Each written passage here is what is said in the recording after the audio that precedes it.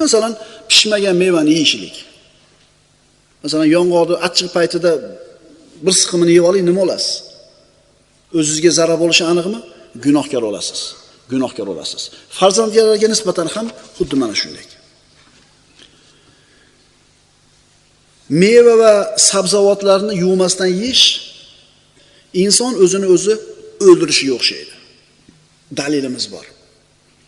Kulu min thamarihi iza asmara. Mevalaganda, ya'ni pishganda mevalardan yenglar deydi Alloh taolo Qur'onning An'om surasida. Bu nima degani? Pishmasdan turib yema degani. Biz xom paytda yeb, bizga zarar qilishi mumkin bo'lgan narsani yeyishlik mumkin emas deb aytyapmiz. Alloh taolo pishgandan keyin yegin deyapti.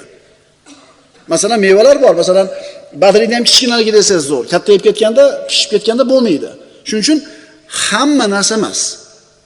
Salomatchiligimizga zarar qiladigan narsani pishmasdan turib yemaymiz.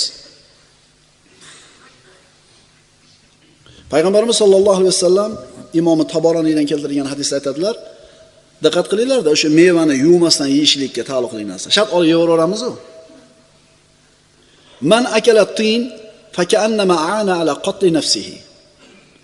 Rasululloh aytadilar, Imom Taboroniyda kimda kim iflos narsani, kir narsani, loy narsani, balchiq narsani yesa yuvmasdan, go'yo o'zini o'ldirishga yordam beribdi. Mevalarni yuvib yeyishlikni bizga tabiblardan burun kim aytgan ekan? Payg'ambarimiz sollallohu alayhi vasallam.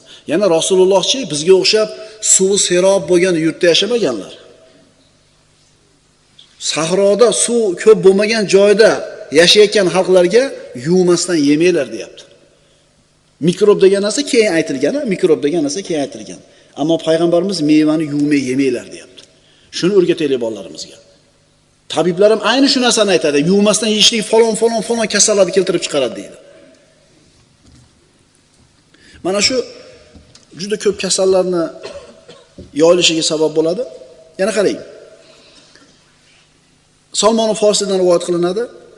Bu hadis Sunan Termiziydan. Diqqat. Tavrotda o'qidim. Albatta ovqatning barakasi ovqatdan keyin tahorat qilishda, ya'ni qo'l yuvishda. Tavrotda o'qigan shu narsani Rasululloh sollallohu alayhi vasallamga aytdim. Rasululloh aytdilar: "Barakatut ta'ami al-wudu'u qablahu wal-wudu'u ba'dahu." Ovqatni barakati undan burun tahorat qilishlik va undan keyin tahorat qilishlik dedi.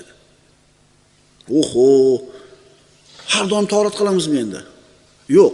Bu yerdagi tahorat namozga qilinadigan tahorat emas. Qo'lni, ikki qo'lni va og'izni yuvishlik aytilgan.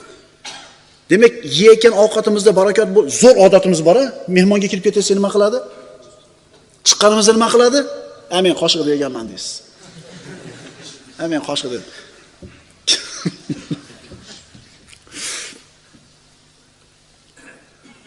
Demak, ovqatning barakati dedi payg'ambarimiz sollallohu alayhi vasallam, ovqatni yeyishlikdan avval qo'l yuvishlikda va undan keyin qo'l yuvishlikda. Biz albatta qo'l yuvamiz avval, keyingisiga beparvomiz. Nima demadinglar? Shu narsaga e'tibor beraylik. Farzandlarimizni ham shunga odillantiraylik. Keyingi ko'rsatma bir ovqatning ustiga ikkinchi ovqatni yeyishlik kishini kasal bo'lishiga olib keladi. Endi bu haqida tabiblarning juda ko'p ko'rsatmalari bor, tafsilotlarga kirishib o'tirmaymiz. Agar haqiqiy bir kitob bo'yicha ovqatlanaman, sunnat bo'yicha ovqatlanaman desangiz, biz bilan bizni yeyotgan ovqatlarimiz umuman to'g'ri kelmaydi. Bizni ovqatlanishimiz umuman to'g'ri kelmaydi. Sunnatga. Endi kasalliklarda sanaveramiz.